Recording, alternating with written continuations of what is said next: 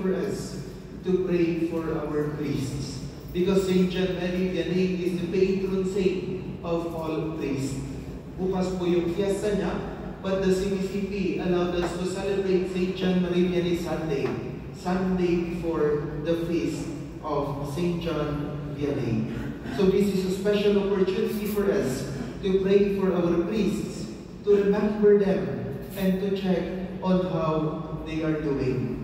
Hindi ko po alam sa inyo mga kaibigan, when was the last time na kinumusta ninyo ang inyong mga kaparian? When was the last time na kinumusta ninyo ang inyong parish priest? It is this time that we remember them and to check on how they are doing. And most importantly, to thank God for the gift of their vocation.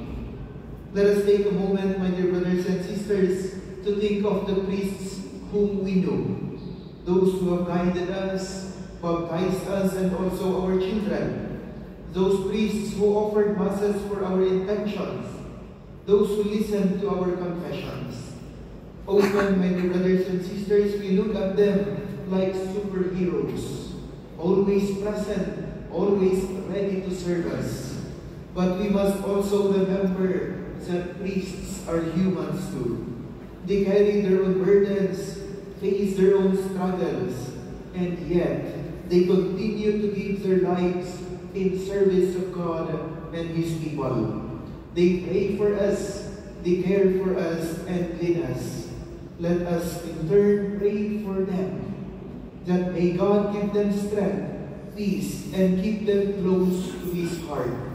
A priest is not just a church worker, he is a living sign of Jesus' love and mercy among us. So my dear brothers and sisters, let us pray for our priests. And let us also pray for more vocations. Kasi alam naman po ninyo, nagkukulang ang ating kaparian. Marami man po sila, pero kulang pa rin po. But sometimes, my dear brothers and sisters, it is a reality na hindi ko lang po kilang sa inyo yung nagsasabi sa mga anak ninyo or sa mga apo ninyo, magpari ka, you enter the seminary. Kadalasan po nating sinasabi, you become a lawyer, you become a doctor, you become an engineer. Why? Because you will become rich in that profession. Yayaman ka doon. Instead sa pagpapare, wala kang makukuha doon. So my dear brothers and sisters, let us also continue to pray for more vocations. Let us also continue to send laborers to the vineyard of God. And this is also, my dear brothers and sisters, the message of our readings for today. Asaan magpatungo ang buhay natin? Where is our life leading us? Where is our hearts leading us? Saan ba patungo ang buhay mo, ang iyong puso? Today's first reading and second reading reminds us to focus our hearts on what truly lasts. It is not on the temporary things.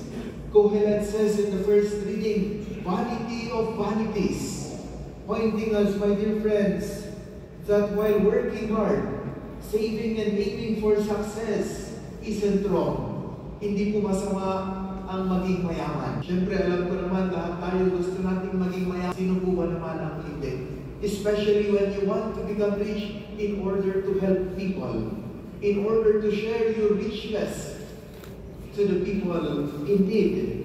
But Kohelet will remind us that yes, it may not be wrong, hindi po ito masama, but everything in this world is passing.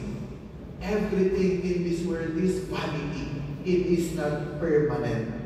That is why in our second reading, St. Paul urges us to set our minds, to set our hearts on what is above. Not on the things of this world, but on the things that is above. Live our life with compassion, honesty, and humility. He encourages us to focus our hearts on Jesus and live in a way that reflects His life. This is why in our gospel, my dear brothers and sisters, Jesus reminds us to guard against greed, against all kinds of greediness. Greed, my dear friends, is the excessive and selfish desire to have more. And why is this wrong? Because it leads people to prioritize material things over love, justice, and care for others. Greed is when enough is never enough. That is, my dear friends, our understanding of greed.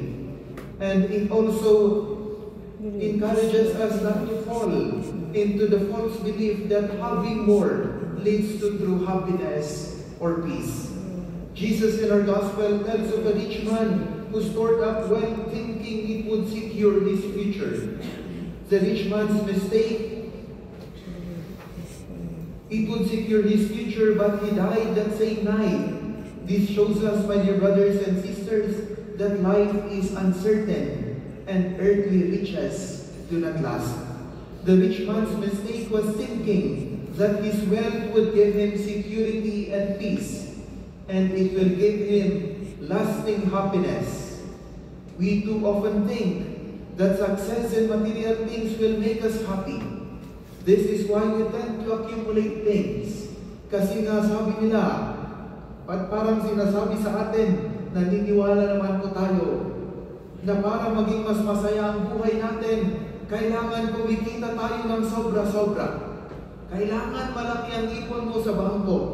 Kailangan mayaman ka. Kaya nga po mga kaibigan, maraming nababalik sa scatter. Paldo-paldo. Pag nag-scatter ka daw, paldo-paldo. But my dear brothers and sisters, this is not the message of our gospel.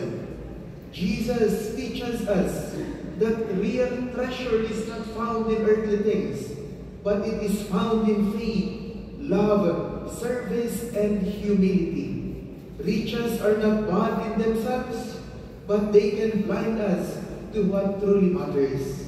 In the end, my dear brothers and sisters, we are called not to store up possessions or earthly treasures, but to live a life that reflects God's love, because only that will last forever. So, my dear brothers and sisters, as we continue to celebrate the Eucharist, let us continue to pray for our priests, that they will be strengthened and supported in their mission. Let us also continue to pray for ourselves, that we may not be fooled by the false promises of wealth and power, and that we may live each day with our hearts set on Jesus, the true treasure. Let us then ask God to help us to live not for vanity, but for eternity. May God bless us all. Amen.